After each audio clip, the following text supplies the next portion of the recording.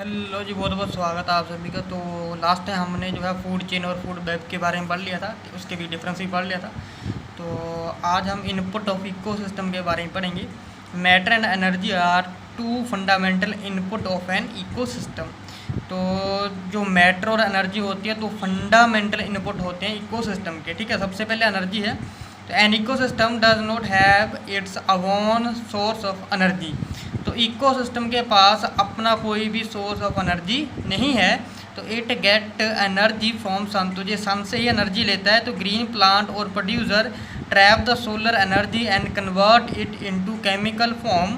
तो during synthesis of food, तो जो ग्रीन प्लांट होते हैं जब अपना भोजन बना रहे होते हैं तो वो सोलर एनर्जी को एक केमिकल एनर्जी में जो है वो चेंज कर देते हैं।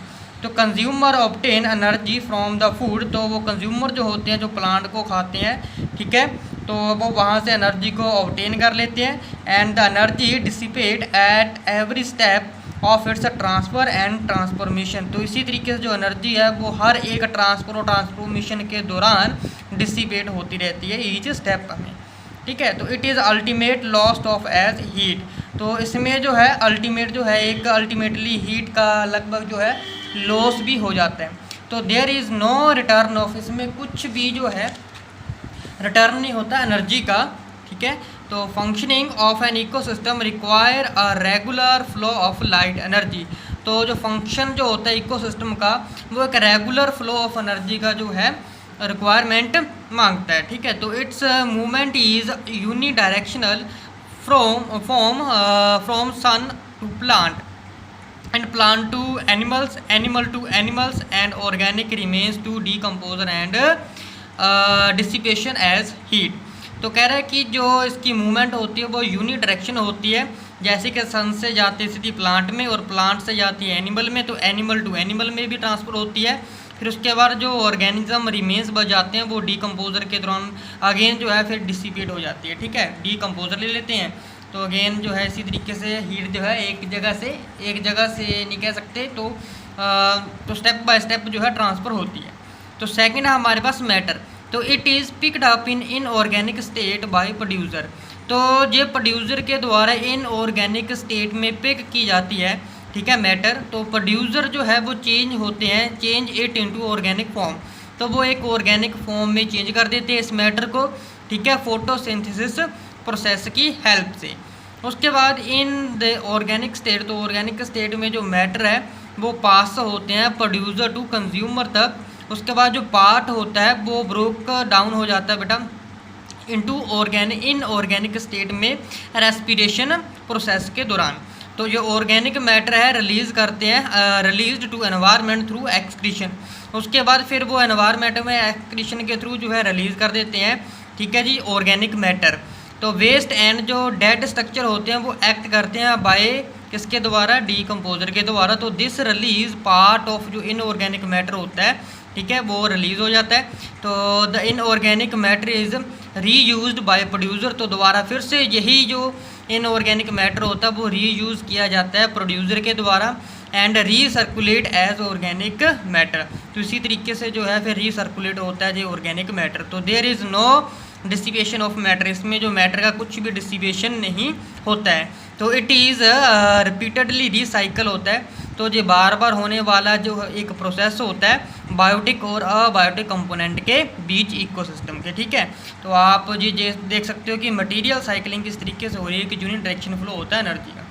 तो ये हमारे पास जो है एक डायग्राम है, तो ये सन है, लाइट एनर्जी आ रही है, ठीक है, पत्तों में जा रही है। ओके, तो इसके आसपास जो है हमारे पास ऑर्गेनिक से इनऑर्गेनिक मैटर में जो है घूम रहा है जी। ठीक है जी, हमारे पास पूरे का पूरा इकोसिस्टम है। तो हीट यहाँ से भी जा रही है, यहाँ से भी निकल रही है, जहाँ से भी निकल रही है, लॉस भी हो रहा है। ठीक है जी, तो ये हमारे पास एक यहाँ पर डायग्राम है। इसके बाद है 10% लो। तो हम जो इतनी देर से 10% लो पहले पढ़ रहे थे तो वो होता क्या है, तो 10% लो क्या है कि the law was put forth by Lindemann 1942। तो ये लिंडेमन के द्वारा 1942 के द्वारा दिया गया था लो। तो इट स्टेट दैट, कहता है कि during transfer of food energy from one trophic level to next, तो जब जो फूड एनर्जी ट्रांसफ़र होती है एक ट्रॉफिक लेवल से दूसरे ट्रॉफिक लेवल तक, तो only 10% is stored at higher trophic level. तो सिर्फ 10% जो एनर्जी होती है वही स्टोर होती है हायर ट्रॉफिक लेवल में, ठीक है।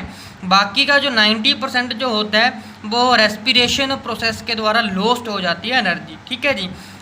डाइजेशन है, ट्रांसफ़र है, रेस्पिरेशन है, तीनों प्रोसेस लगती हैं इसमें, ठीक है जी। इन अदर वर्ड्स दूसरे शब्दों में कहें तो net productivity of next higher trophic level shall be only 10% of first one. तो सबसे पहले क्या कह रहा है कि जो नेट प्रोडक्टिविटी होती है नेक्स्ट हायर ट्रॉफिक लेवल की वो ओनली 10% होती है, ठीक है। उसके बाद मान लीजिए कह रहा है कि सपोज 100 जाउल जो है सोलर एनर्जी वो फॉल कर रही है पीस ऑफ लैंड के ऊपर, यानी कि जिसके पास वेजिटेशन है लैंड के पास। तो प्लांट है 1% एफिशिएंसी, तो प्लांट के पास 1% एफिशिएंसी होगी, so that about 10 joule of energy जो है वो ट्रैप हो जाए उनके द्वारा टू प्रोड्यूस केमिकल और फूड एनर्जी, केमिकल और फूड एनर्जी को प्रोड्यूस करने के लिए। तो बाकी का जो रिमेनिंग बचता है 990 जाउल, इसमें 10% तो यूज़ हो गया, बाकी 990% जो जाउल है वो वुड भी लॉस्ट हो जाएगी टू द एनवायरनमेंट में लॉस हो जाएगी। उसके बाद the food energy stored in flash of herbivores, तो जो फूड एनर्जी होगी वो स्टोर हो जाएगी फ्लैशेज में हर्बीवोर्स के, ठीक है। वो भी कितना हो जाएगा 10% रहेगी एनर्जी, ठीक है। 10% ऑफ फूड एनर्जी स्टोर हो जाएगी बाय प्लांट के द्वारा, दैट इज़ जो कि 1 जाउल हो गई, ठीक है। तो जो रिमेनिंग 9 जाउल बचेगी तो अगेन वो क्या हो जाएगी बेटा, लॉस्ट हो जाएगी एनवायरनमेंट में, किस दौरान, during the transfer of energy and respiration of herbivores, ठीक है। उसके बाद जो कार्निवर्स है जो फीड करेंगे हर्बीवोर्स को वो would be able to store only 0.1 joule energy as flash. तो जो कार्निवर्स जब फीड करेंगे हर्बीवोर्स को तो उन्हें सिर्फ 0.1 जाउल ही एनर्जी खाने को मिलेगी, ठीक है। तो हायर जो लेवल कंज्यूमर होंगे जैसे कि लायन है, टाइगर है, ईगल है, आर स्मॉल इन नंबर, तो काफ़ी ज़्यादा है, इनकी पॉपुलेशन कम होती है because of reduced energy available to them, तो क्योंकि उनके पास जो एनर्जी पहुंचती है वो काफ़ी ज़्यादा कम होती है। तो the percent law 10% law is an average estimation, तो एक एवरेज एस्टिमेशन होता है जी। तो इन मैनी केसेस में जो 20 से 30% जो एनर्जी है वो ट्रांसफ़र होती है हायर लेवल तक, ठीक है। 10 नहीं बल्कि 20 से 30 भी होती है। तो जी हमारे पास एनर्जी ट्रांसफॉर्मेशन का एक जहाँ पर प्रोसेस है डायग्राम की हेल्प से बताया गया है। तो सन से 100 जाउल एनर्जी आ रही है प्लांट तक, वो 10 जाउल एनर्जी जो है अवेलेबल हो रही है फूड बनाने के लिए। तो बाकी की जो 990 जाउल एनर्जी है वो रिफ्लेक्ट हो जा रही है एनवायरनमेंट में।